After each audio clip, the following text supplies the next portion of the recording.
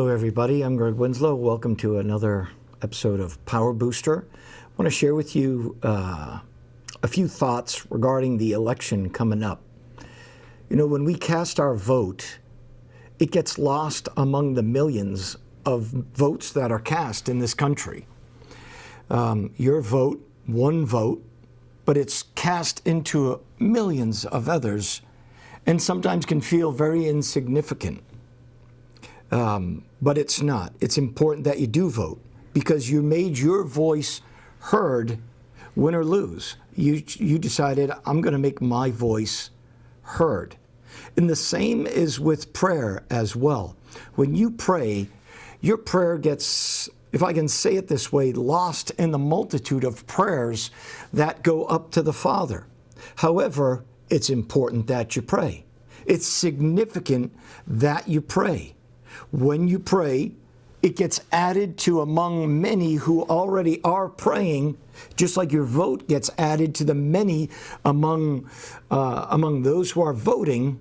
Yet the end result is a corporate coming together of the many. It's kind of like incense. Incense is made up of a lot of small leaves, a lot of small plant, but all of it together produces something sweet smelling. And it reminds me of a story in the Bible, in the resurrection, Luke chapter 24, and two women go to the tomb. And here in Luke 24 it says, very early Sunday morning, the women went to the tomb taking spices they had prepared. And they found that the stone had been rolled away from the entrance, so they went in.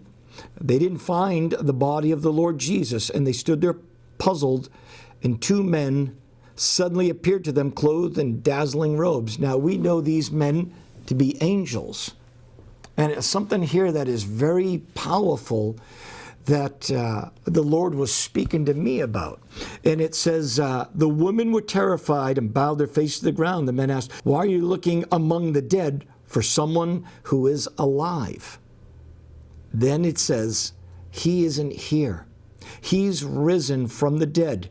Remember what he told you back in Galilee? I want you to think about this. When you read the Gospels back in Galilee, when Jesus said the Son of Man will be handed over, that was like table talk. That was like talk around the campfire. That was like talk when he was alone with them. But saying that statement, the Son of Man will be handed over to many and crucified and on the third day rise again, was a 10-second blurb in the life of Jesus, but it was extremely significant. That one little sentence, that small time of talking from Jesus around the table, around the campfire, with just a handful of people, the angels who were there took note of it and heard it. They heard it and took note of it and said, that is significant what he said. Even though it was only a 10-second blip in the life of Jesus, that was very significant. And it made me think, if angels were there when he said that, and he's telling the people who were there when he did say that, remember what he said. Because what he said then is significant now. It wasn't just table talk.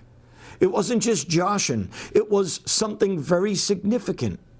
And here I think sometimes that we speak insignificantly, but there could be angels all around taking note of what we say.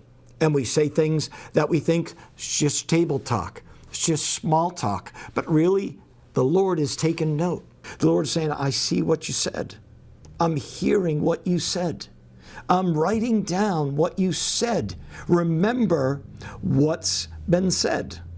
Now, for a prophetic word or the words that the Lord quickens to us when we read the Bible, those are things that we're to remember what he says and to take them into our heart and say, even though it seemed insignificant or it doesn't make a lot of sense, I'm still going to remember it. I'm going to hold on to it because that means something. Little things in the Bible mean big things. Little things that we think are not really that significant mean big things. Your vote means big things. Your prayers mean big things. The small words that you think didn't mean a whole lot mean something big in our lives. And we're to remember those. We're to bring them to remembrance. Maybe at one time someone spoke over you that you were going to be in the ministry. I remember there was a time in my life I prayed a very insignificant prayer. To me, it was a very significant prayer, but I assumed it would never be answered because of the size of the prayer, because I just didn't think God was interested in answering that prayer. Lo and behold, God answered that prayer. I didn't even remember the prayer until God made it happen.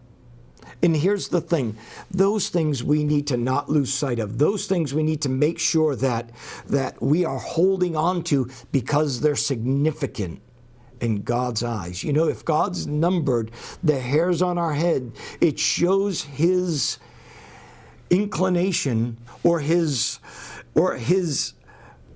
if I can say, holding on to things of detail and not letting them go, and not letting them go easy. Whenever you see insignificant in the Bible, and you see Bethlehem, a very insignificant town in Judea, nothing, small, but out of that insignificant town, in its own eyes, not in God's eyes, in its own eyes, God brought a ruler. God brought Jesus. Out of what seemed insignificant in Israel, God brought the ruler. God uses little things mightily in our lives. We need to remember the little as well as the big. We need to remember the what appeared to be insignificant as well as the glorious, because those things have just as much power. What the angel said to those two women, saying to us today, remember what he said. Because they heard it, we heard it, we need to remember it. Greg Winslow, we'll see you next time on Power Boost.